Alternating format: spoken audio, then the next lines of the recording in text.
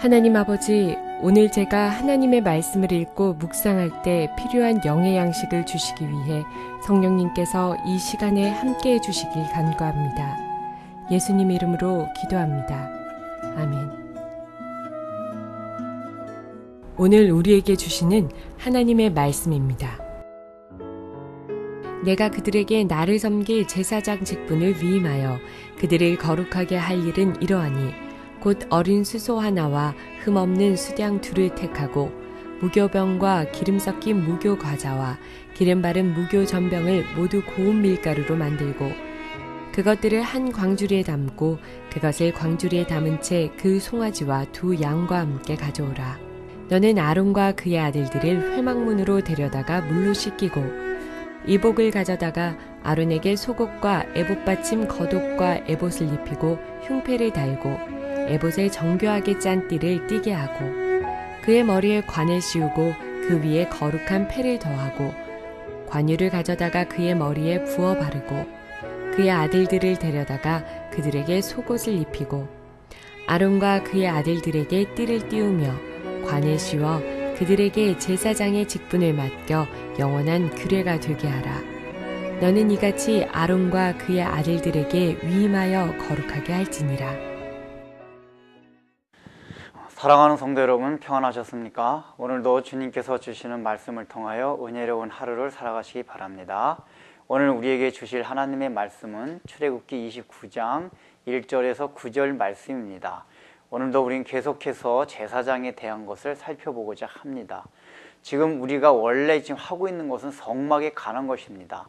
그런데 성막 가운데서 제사장의 옷과 또 제사장의 여러 가지 것들이 삽입되어서 계속 이어지고 있습니다. 왜 성막 가운데 제사장에 관한 내용이 이렇게 많이 나오고 있습니까?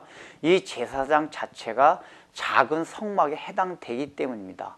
성막이 무엇을 나타낸다고 했습니까? 첫째는 예수 그리스도를 예표하는 것이요, 또한 나머지는 바로 우리 성도들을, 또 우리의 신앙의 삶을 말하는 것이라고 설명을 드렸습니다.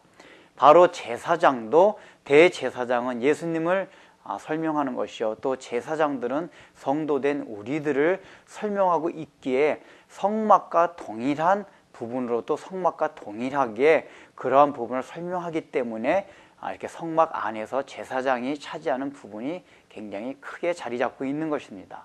오늘은 특별히 이 제사장을 위임하는 그런 절차에 대해서 오늘 본문이 말하고 있습니다.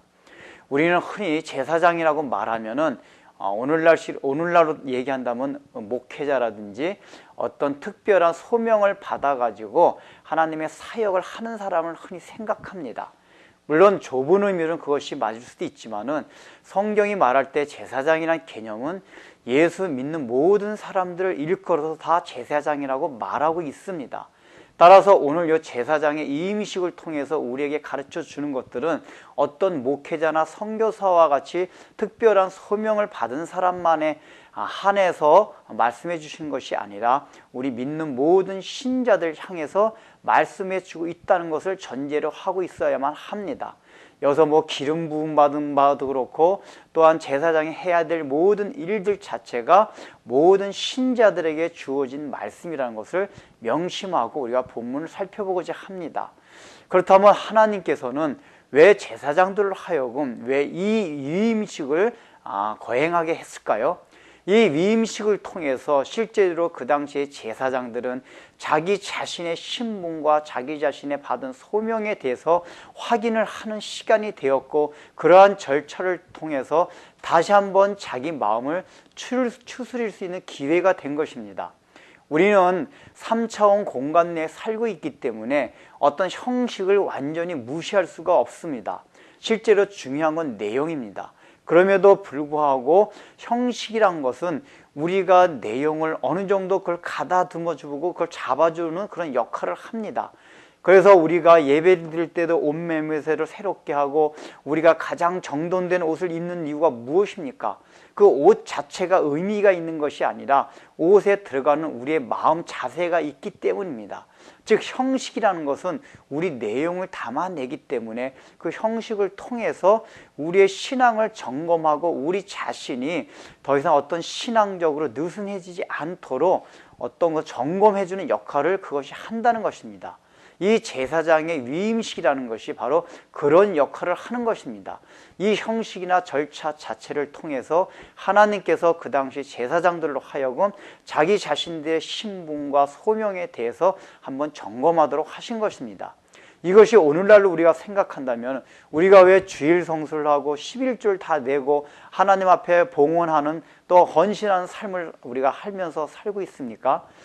그것은 우리의 마음 자세가 그런 것을 하지 않으면 하나님의 은혜를 망각하기가 굉장히 쉽습니다.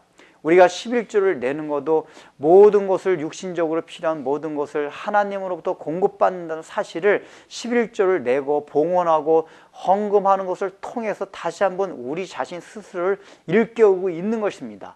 주일 성수도 마찬가지입니다. 실제적으로 우리의 삶은, 신약적인 삶은 우리의 전 삶이 또 모든 7일 날짜가 모두 다 하나님 앞에 예배 드려지는 삶이어야만 합니다.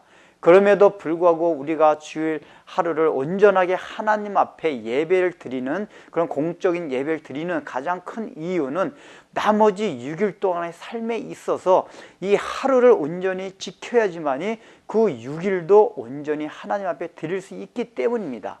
그런데 나는 어차피 6일 동안의 삶이 중요하고 삶으로 드리는 예배가 중요하니까 이 공적으로 드리는 예배는 소홀히 해도 된다 하고서 그것을 하게 되면은 그나마 그 마지노선 자체가 다 무너지게 됨으로써 나머지 6일 생활도 전혀 예배 드리지 않는 그러한 삶을 살게 된다는 것입니다. 그러므로 우리가 어느 정도 육신의 어떤 신앙적인 훈련 이런 것들은 다 필요합니다. 이것을 달게 받아야만 합니다. 좀 부담이 된다 하더라도 이런 것을 통해서 우리에게 얻는 경건의 유익들이 많이 있기 때문입니다. 그러한 훈련들을 통해서 우리의 육체적인 어떤 단련들을 통해서 하나님께서 우리에게 맡겨주신 소명과 우리가 그리스도인다운 그 본분을 가지고 살아갈 수 있는 우리 마음의 자세를 다시 한번 가다듬을 수 있는 기회들이 될 수 있기 때문입니다. 기도하겠습니다. 하나님 아버지, 우리는 계속해서 제사장들을 살펴보고 있습니다. 오늘날 우리가 바로 그 제사장이란 사실을 늘 마음에 명심하고 이 구약에 있는 제사장들의 여러 가지 절차와 하시는 말씀들을 통해서 오늘날 우리가 신앙생활을 어떻게 해야 할지를 다시 한번 생각할 수 있는 시간들이 되게 하여 주옵소서. 특별히 오늘 참으로 우리가 제사장의 위임식을 통하여 어떤 신앙의 형식적인 거나 훈련적인 면을 통해서 우리 신앙의 전체성과 본분과 소명을 다시 한번 확인하고 점검하는 그러한 시간이 될 수 있도록 우리의 모든 신앙생활의 형식적인 면도 다시 한번 살펴보는 기회가 되게 하여 주옵소서. 예수님의 이름으로 기도드립니다. 아멘.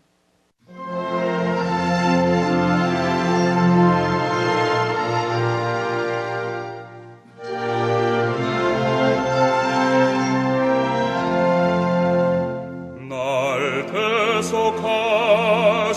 예수께 내 생명 모두 드리니 늘 진실하게 하소서. 내 구주 예수여, 나 구주 위에 살리라. 내 기쁨